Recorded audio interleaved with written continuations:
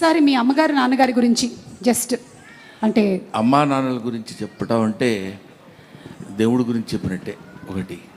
పైగా మా అమ్మా నాన్నలు మామూలు అమ్మా నాన్నలు కాదు. ఒకవైపు పేదరికం, ఒకవైపు పెద్దరికం పంచుపుట్టినటువంటి అమ్మా నాన్నలు. వాళ్ళు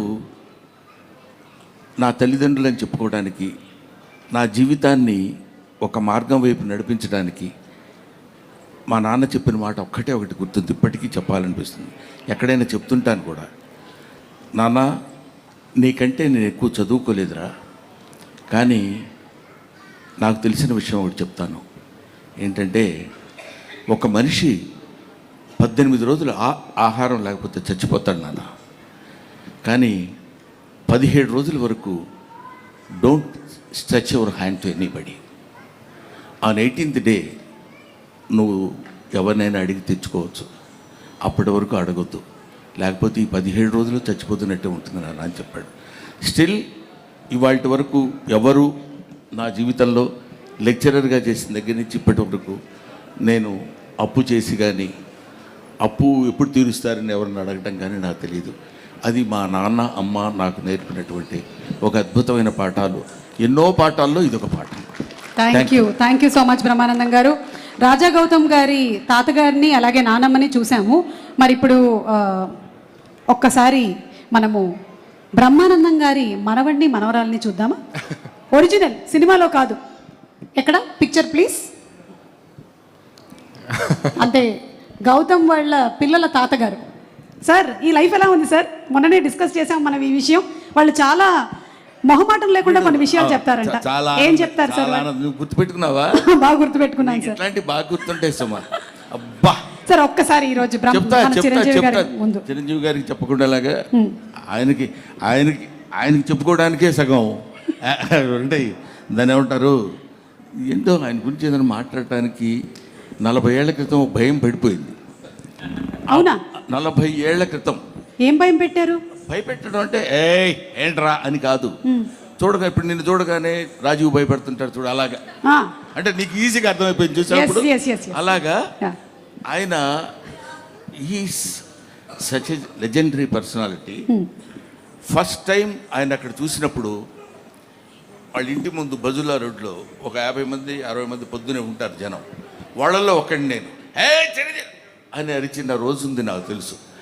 అప్పటి నుంచి అతను ఇలా రండి పిలవండి అని చెప్పినప్పుడు వెళ్ళి పలకరించిన ఆ రోజులు అవి గుర్తుండి ఆయన కాలు దిగి గౌక్కని వెళ్ళిపోతుంటే సార్ అంటే అలవాటు అయిపోయింది. ఇప్పటికి 40 ఏళ్ళు అయింది ఆయనతో పరిచయం. అయినా అంటే పెద్ద మాటలు అనవసరమైన మాటలు మాట్లాడకూడదు కానండి, స్టిల్ భయమే సుమా. అది ఇలా మెచ్చుకుంటున్నా కూడా ఇలా చేయి పెడదామంటే భయం. ఏం మాట్లాడితే మళ్ళీ మిమ్మల్ని ఆ సినిమాలో లాగా ఫ్రిడ్జ్లో దాచిపెడతారు. అది ఆయనకి నాతో పరిచయం చూసారా? ఆయనకి నాతో పరిచయం అంటే ఎంత దుర్మార్గమైన మాట అట్లా అనొచ్చా? ఆయనతో నాకు పరిచయమైన రోజు ఏంటంటే నిజం నాగేశ్వరి గారు, ఆయనేమో అక్కడ అట్లాంటి ఇట్లాంటి హీరోని కాను నేను చంటబ్బాయిలో చేస్తున్నాడు. అది నువ్వే చేయొచ్చు కదా, సరే నేనేదో చేద్దాను కదా అనుకున్నా. చేస్తుంటే నేను అక్కడ నిలబడి ఒక చిన్న మట్టి కుప్ప మీద నిలబడి చేస్తున్నాడు ఆయన. నేను ఇలా చూస్తున్నాను, యా అని అరుస్తున్నా. ఎవడాడు ఎవడు అదే అరుపులు, పక్క నుంచి పంపించండి అనగానే ఆయన అనటం ఓవర్ ల్యాప్లో ఒకటి చొక్కా పట్టుకుని నన్ను ఆనందంగా పక్కకి తీసుకెళ్ళాడు. అక్కడి నుంచి అప్పుడు పాపం చాలా ఇంట్రెస్ట్. అంటే అప్పటికి నా గెటప్ అదంతా చాలా వేరుగా ఉందిలేండి. అప్పుడే సత్యాగ్రహం అనే సినిమాలో చేస్తే అప్పుడు హెయిర్ ఉండేది, అప్పుడు లేదు.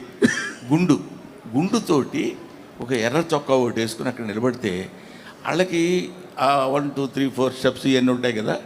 ఆ తర్వాత చిరంజీవి గారిలో ఉన్న, అంటే మీరు ఏదో ప్రశ్న అడిగితే నేను ఏదో సమాధానం చెప్తాను. ఆ ఫోటో ఒకసారి మళ్ళీ ప్రెజెంట్ చేయండి అమ్మా. చెప్తా. నేను పక్క 40 ఏళ్ళకి వెనక్కి వెళ్ళాను. మళ్ళీ 40 ఏళ్ళు నీకేం చెప్తాను, నువ్వేం కంగారు పడక్కర్లేదు. నాకు 40 ఏళ్ళు కూడా లేవు. ఫీల్ అవ్వక, నువ్వు అలా ఫీల్ అవ్వద్దు, దానికే ఉంది. ఇండస్ట్రీకి వచ్చాను అడుగుతున్నారు చిరంజీవి గారు.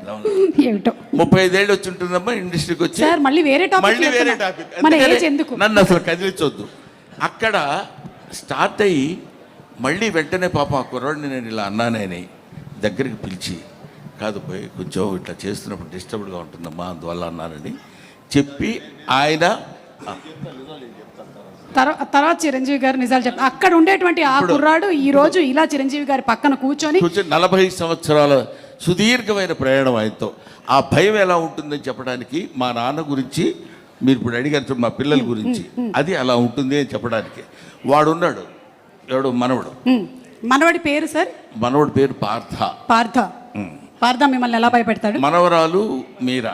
ఓకే. పార్థ భయపెట్టడం ఉండదు, తాత అనుకుంటూ వస్తాడు, ఏదో మాట్లాడతాడు, ఏదో చెప్తాడు, అయిపోద్ది. ఒకసారి వాడు ఫోటోలు బాగా తీస్తాడు. వాడు వచ్చి రే నా ఫోటో తీ అని అంటే అలాగని కెమెరా పట్టుకున్నాడు. ఇలా అన్నాను నేను, అలా నవ్వద్దు మామూలుగా ఉండన్నాడు. నన్ను అలా అన్నాడు, ఎవడు లేడు అసలు. బ్రహ్మానందం గారు అంటే ఆనందంగా నవ్వుతారు, బ్రహ్మానందం గారు నవ్వు అంటాం కానీ నువ్వు నవ్వడం ఎందుకురా నవ్వించన్నట్టు చిన్న ఎక్స్ప్రెషన్ ఇచ్చాడు. సరే, అది మనవడితోటి. మనవరాలు నిన్న ఈ ఇప్పుడు వచ్చింది దాన్ని ఏమంటారు ట్రైలర్లో నేను కొడతాను కదా, అవును, కొడుతున్నప్పుడు గప్ప గప్ప పరిగెడు, ఎందుకు నాన్న తొత్తావు, నాన్న ఎందుకు తొత్తావు అది గట్టిగా. అది దానికి 2 years, వాడికేమో 5 years. దట్ ఈస్ నా మనవడు మనవరాలతో నాకున్నటువంటి అసలు కన్నా వడ్డీ ముద్దని ఊరికే అనరు, అందుకనే అంటారనమాట. ఓకే.